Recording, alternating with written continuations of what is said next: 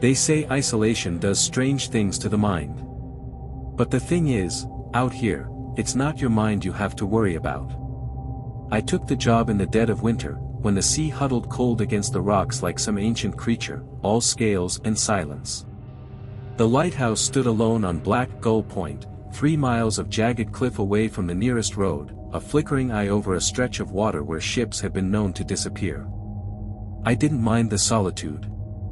After what happened back home, I welcomed it. Days blurred into one another, coffee, weather reports, logbooks, lighthouse maintenance. Nights, though, nights were a different thing. They hum here. It's not the wind, not really. It's something in the stone. A deep, low vibration that comes just after dusk, as the sun slips behind the horizon like it's afraid of what happens after. You feel it in your ribs, like it's trying to remember your shape. The light, she's old, a Fresnel lens, 5 rotations per minute. I keep her clean, oiled, faithful. And she rewards me. The light cuts through the mist like a blade through gauze, the only certainty in this place. At first, it was the sea that held me. Endless. Dark. Quiet. Then, one night, I saw something move. A ripple, not wave, but deliberate motion in the blackness. I chalked it up to tired eyes, maybe a trick of the moonlight. But I started keeping records. Dates. Times. Directions. Then I noticed a pattern. Always after midnight. Always east to west. And always staying just outside the full reach of the beam. I trained my binoculars on the path the next night and nearly dropped them. There was something. A tall, thin figure, impossibly tall, walking across the surface of the sea like it was solid ground. Each time the beam passed over it, the thing would vanish, only to reappear between the rotations. Closer. I didn't sleep that night. I didn't report it. Who would believe me? But I kept the light turning. And still, it comes. Every night, a little nearer. I think, it knows I'm watching. I began timing the revolutions of the lens. 5 seconds for a full sweep, 5 seconds of light, 5 seconds of dark. That window, those shadows, was where it lived. I swear, I could feel it using the rhythm to draw closer, step by step. I stopped thinking of it as a man the night I saw it bend. Not bend in any way a body should, but like heat warping steel, its joints folding wrong angles, too many elbows. And tall, so tall, its head tilted just under the clouds, as though afraid of brushing them. I watched from the tower as it walked over the waves, slow and deliberate. The sea didn't break beneath it. No splash, no resistance. Just, gliding. One night, it turned its head. The beam caught its face, or where a face should be. But there were no features. Just a pale, smooth surface like wet porcelain, slick with seawater. But I felt it looking at me, even without eyes. After that, I stopped standing by the railing. I tried sleeping during the day, but dreams came, wet and heavy. Always the same, a beach of glistening bones, the lighthouse toppled, the sea whispering in a tongue I almost understood. When I woke, my boots were soaked, grains of salt under my nails. I began keeping the lantern lit during the day, against protocol. I claimed fog. Claimed malfunction. But in truth, I needed it, like a talisman, like it was holding something back. The locals had stories, I found out. Old ones. They spoke in hushes about the tall man of the deep, a shape that walked the black tide, seen only by those who watched too long. Sailors once left offerings in glass jars, blood, feathers, bits of hair, set on the cliff's edge. I didn't believe any of that, of course. Not until I found a jar outside the lighthouse door one morning. It hadn't been there the night before. Inside it, a button from my coat. A lock of my hair. And something that looked disturbingly like a sliver of my own fingernail. Still, the sea was calm. The wind, polite. But I stopped turning off the light. The fog came in like spilled milk, thick, soured, and reeking faintly of brine and rot. It swallowed the horizon and pressed against the lighthouse like a living thing, coiling around the base, rising up the tower in slow, wet spirals. That night, I could barely see past the glass. The beam thrashed uselessly, diffused in the fog, swallowed whole before it ever touched water. It felt blind. And then the knocking started. 3 short raps. A pause. 3 more. Just like that. Again. Again. Again. I didn't move. I sat frozen on the top stair, staring down into the darkened spiral below, the sound rising up like breath from the deep. It was a polite knock, almost absurdly so, like a neighbor borrowing sugar. But there was something in the rhythm, something too measured, too knowing. I waited, thinking perhaps it would stop. It didn't. Then came the breathing. Soft. Wet. Close. I swear, it wasn't coming from outside. It was coming from the other side of the door, yes, but not behind it. From the door itself. As though the wood had lungs. I couldn't explain it. I still can't. But the door breathed. I crawled back up the tower, dragging a wrench in one hand like a child clutching a toy for comfort. I didn't dare turn my back on the stairs, so I climbed them sideways, never blinking too long. The knocking didn't grow louder, but it changed. Grew heavier. More certain. Like whoever, or whatever, stood behind that door was testing the wood, measuring the hinges. Just before dawn, the sound stopped. Not faded, stopped. All at once. Like it was never there. I counted the seconds. 5. 10. 20.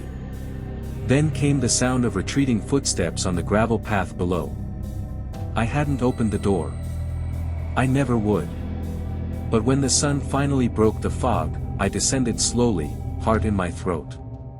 On the door, right at eye level, was a handprint. A perfect, glistening smear. The fingers too long. The palm too narrow. The shape, wrong. And beside it, etched faintly into the wood like a lover's carving, was my name. My full name.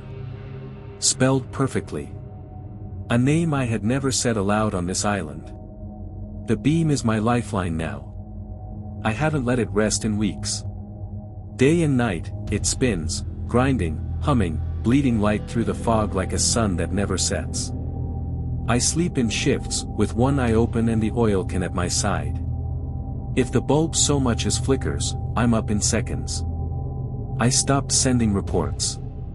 The radio's unplugged. I don't want to hear anything coming through the static. He visits more often now. Not every night, every hour. He stands where the rocks meet the surf, just at the edge of the reach. He never comes closer while the light is turning, but he's always watching. I know that now. The way you know when lightning is about to strike. A pressure in the bones. Last night, I tried something I hadn't dared before. I timed the rotation, and stopped it. Mid-sweep. Turned the full force of the beam directly onto him. And he smiled. It was the first time I'd ever seen his mouth. Wide, lipless, full of too many teeth. Rows upon rows, like a shark, but longer. Like something that was never meant to smile did so only for my benefit. And he waved. A casual, almost friendly gesture. The kind of wave you give to an old neighbor you used to like. That small movement did something to me. Something broke. I snapped the beam back into motion so fast I burned my hand. It still blisters, but I don't care. He hasn't smiled since. But I feel him closer. I hear footsteps on the stairs at night now. Slow, careful. Sometimes only a single step before it stops, waits. Listening. I've nailed boards across the hatch, pushed shelves against the trapdoor. doesn't help. One night, I woke up and the boards were gone. Neatly removed. Not broken. Unfastened. And beside my cot, a small puddle. Salt water. And a line of seaweed, braided neatly into the shape of a noose. The oil is running low. The backup generator chugs like a dying heart. I don't know what happens when the light goes out. I don't want to know. But he does. And he's waiting.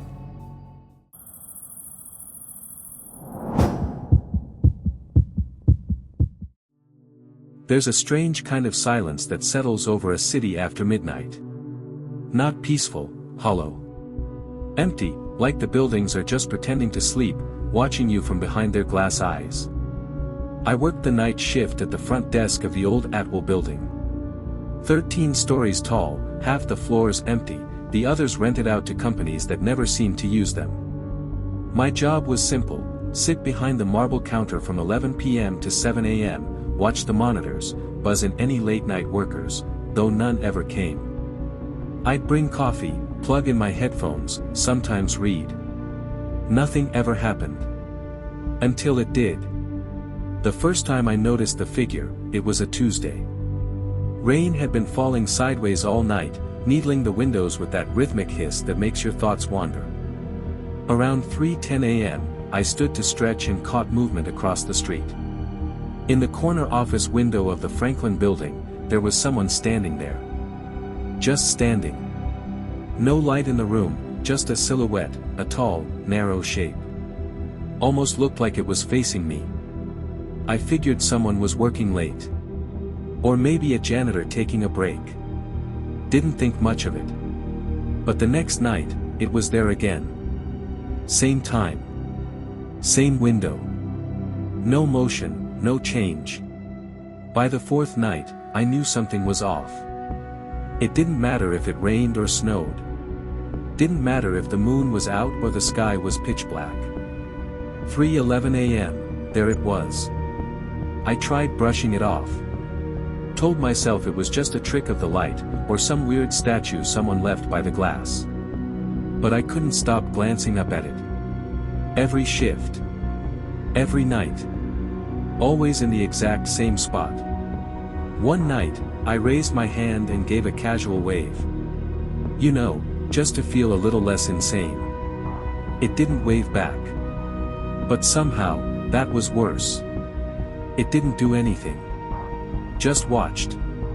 I kept telling myself that the moment I looked away, it'd move. That it was baiting me. And then came the night I brought a flashlight. The kind security guards carry, thick, heavy, with a beam like a lighthouse. I waited until 3:11, hands sweaty, breath shallow. When I saw the figure, I turned off the lobby lights and clicked on the beam. I aimed it directly at the window across the street. The beam hit glass, lit up the room, and the figure was gone.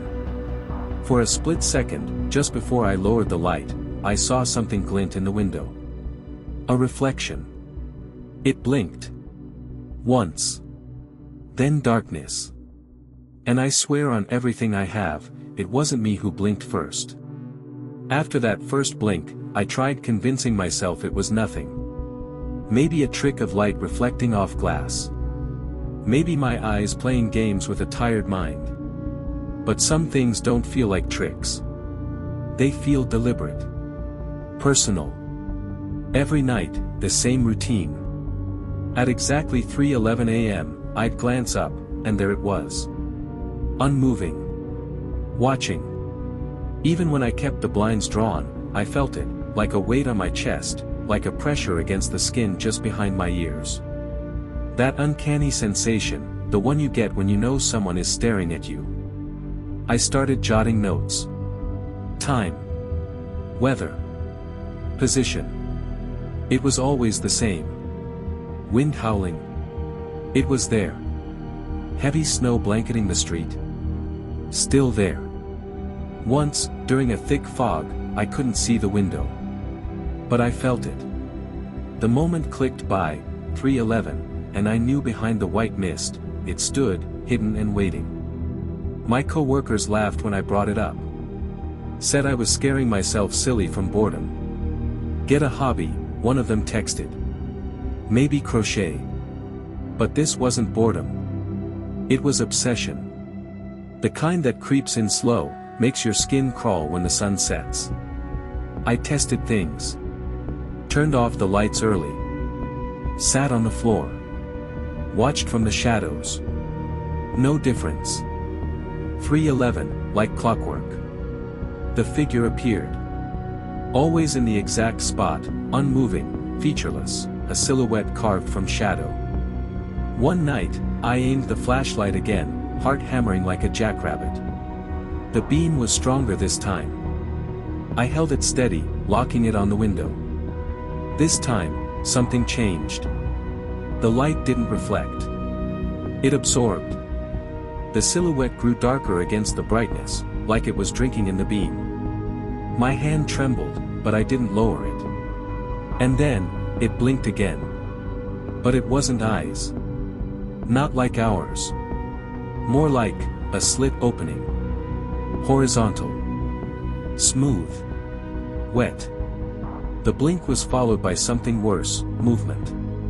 Its hand, if that's what it was, reached up and pressed against the inside of the window. Long fingers. Too many joints. The tips splayed like they were feeling the light, tasting it. And still, it didn't move from that spot. I dropped the flashlight. It clattered on the marble floor. When I looked back up, the window was empty again. But the marble where I'd been standing, it was wet. And I hadn't stepped outside. I couldn't sleep during the day anymore. Even with blackout curtains and white noise, my dreams were thin, papery things, always peeling back to that one moment, the blink. The press of something inhuman against the glass. The way it seemed to know I was watching. So I broke. Or maybe gave in. At 2:30 a.m. on a Thursday, I left the Apple building's front desk unattended, just for a few minutes, I told myself. Crossed the empty street. The Franklin building loomed above me, dark and cold as a mausoleum. A relic from another time. The upper floors looked gutted. No signage. No lights. Just one dusty marble facade that hadn't seen life in years. Still, the main door had a lock.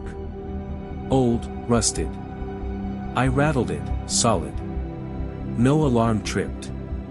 I circled around back, past dumpsters with vines climbing through their rusted sides. A service entrance was chained shut, but the side window, a narrow, grimy pane about shoulder height, looked loose. I pried it open with my pocket knife, and slipped inside like a fool crawling into a grave. The air smelled of mold and time. Thick dust blanketed the floor. I stood still for a while, letting my eyes adjust to the darkness, listening for anything besides my own breath. It was silent. I pulled out my flashlight and began sweeping it across the room. Cubicles collapsed under years of rot. Desks overturned. Chairs with spiderwebs spun between the wheels. The bones of a forgotten office. But then, something off. Footprints. Clear ones, winding through the dust. Long, narrow impressions. Not quite human. 5 points at the end of each, like fingers dragged through flour. They led toward the stairwell. The stairs creaked under my weight.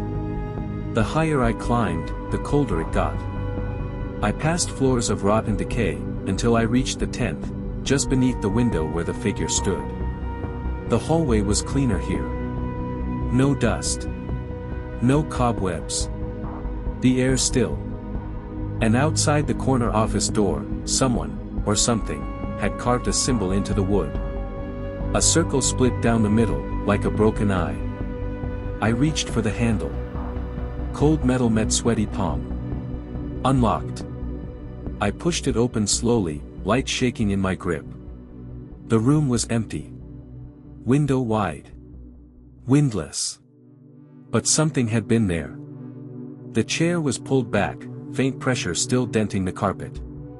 On the windowsill, 5 long smears trailed inward.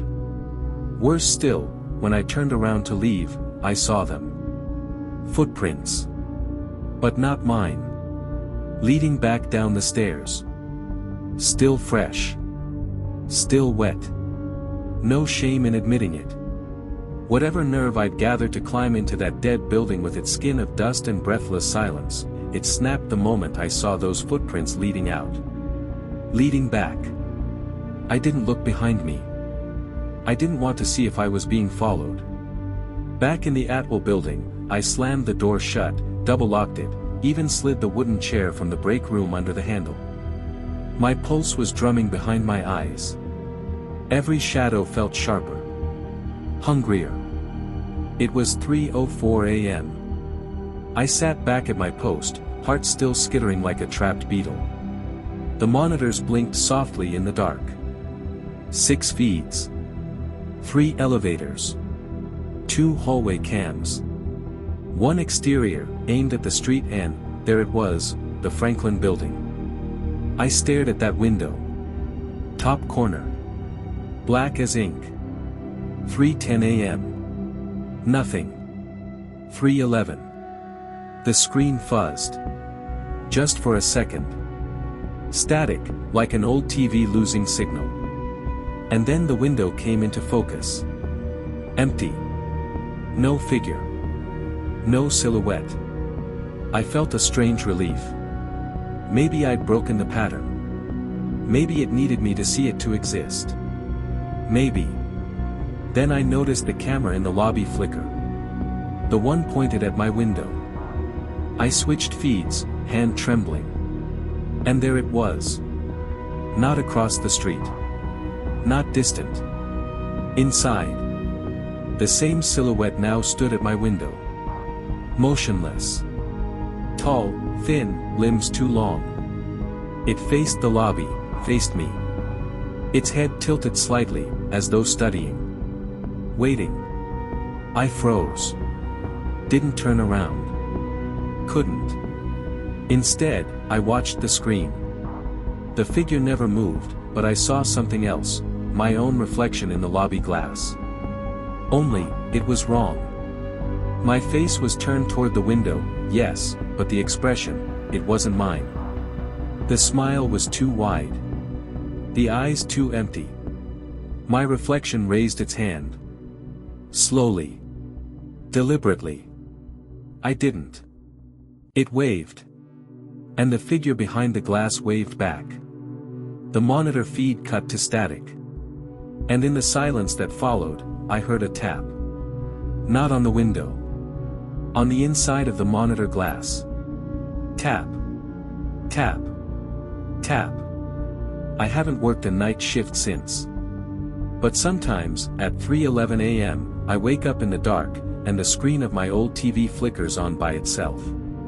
Just snow and static. And once, just once, I saw it again. Waving. Smiling. Waiting.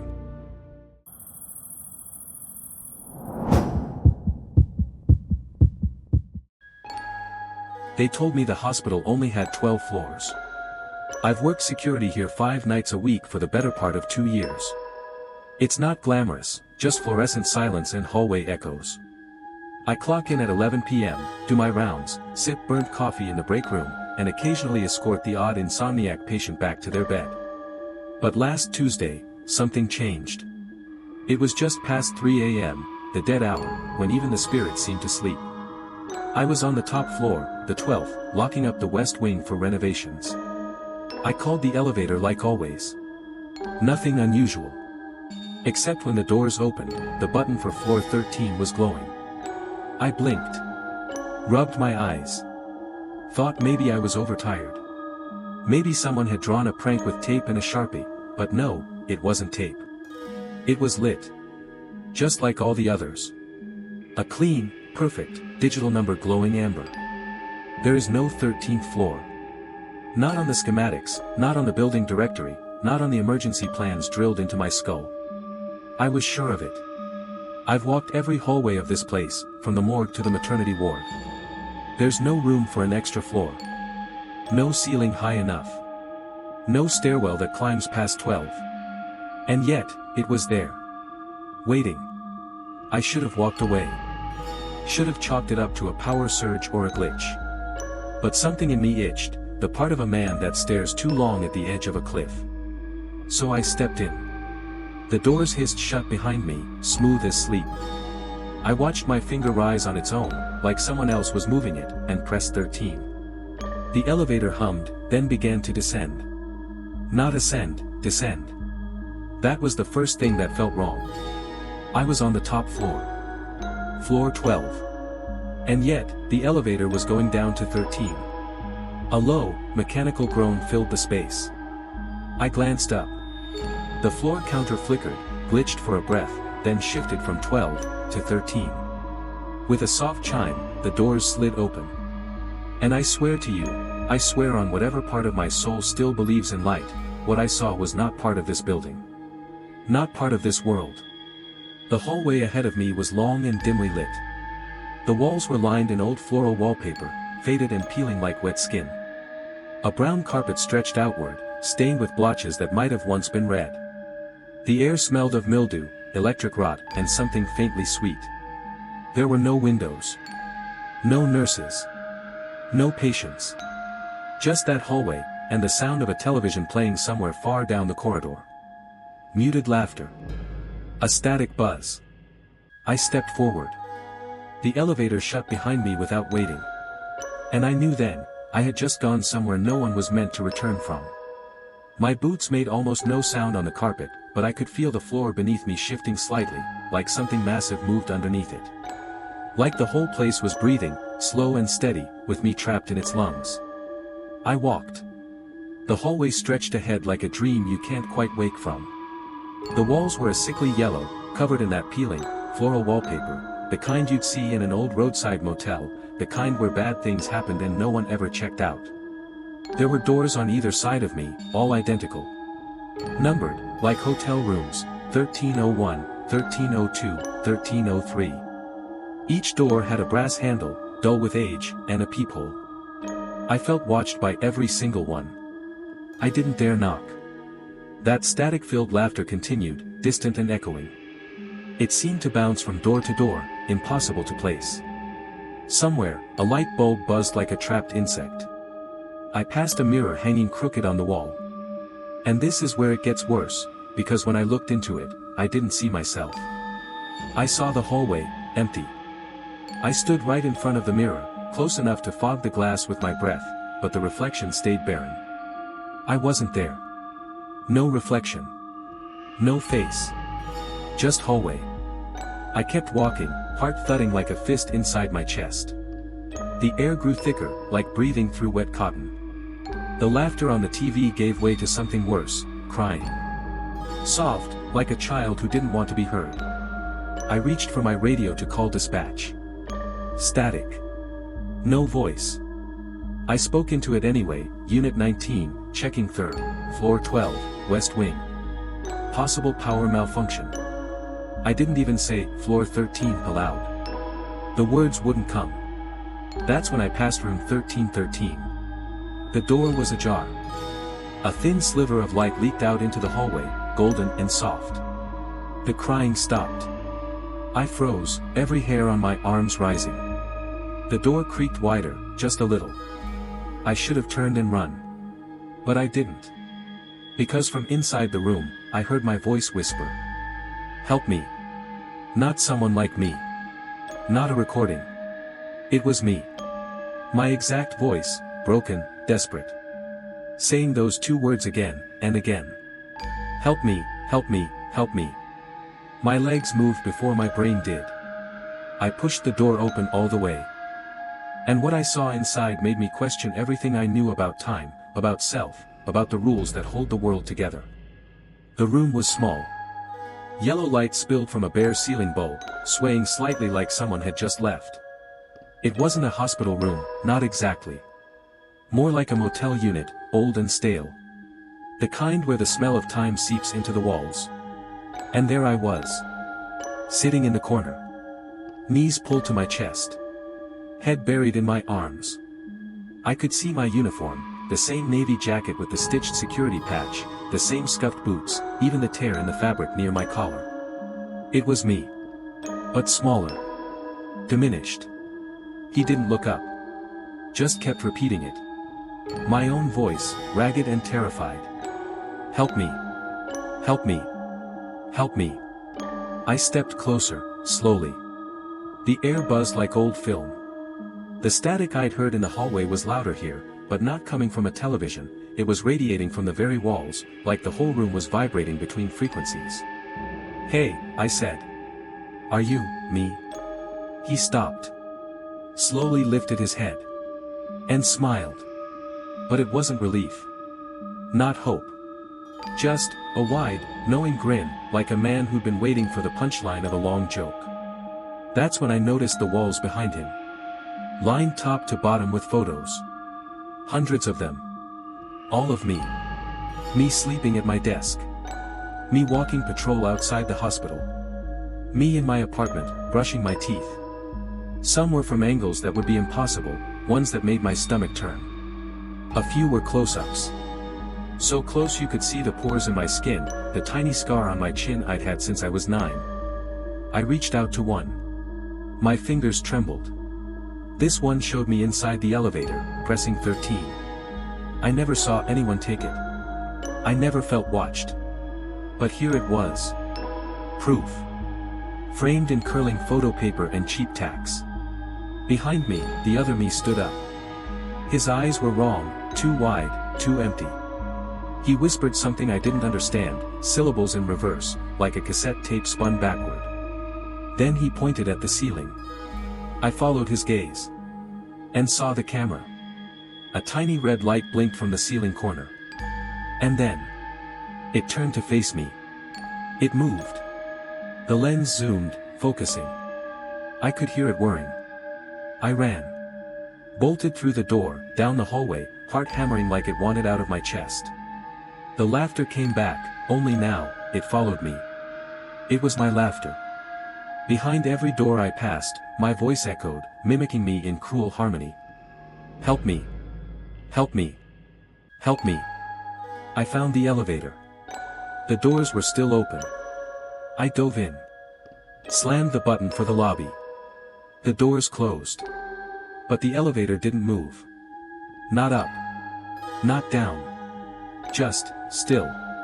And when I looked at the panel, there were no buttons anymore. Just one. 13. I jabbed the 13 button with a trembling finger, over and over. Nothing happened. No hum of motion. No flicker of light. Just me, sealed inside the elevator like an insect in amber. The panel was wrong, flat, almost featureless now. The button marked 13 pulsed with a slow, red glow, like a heartbeat. There were no other numbers. No door open option. No emergency call. Just 13. And my reflection in the elevator doors, smiling. I wasn't smiling. That thing, my mirror, grinned wide, lips stretched too far, like it enjoyed watching me unravel. And behind it, in the mirrored metal, were others. Dozens of them. All versions of me. Some weeping.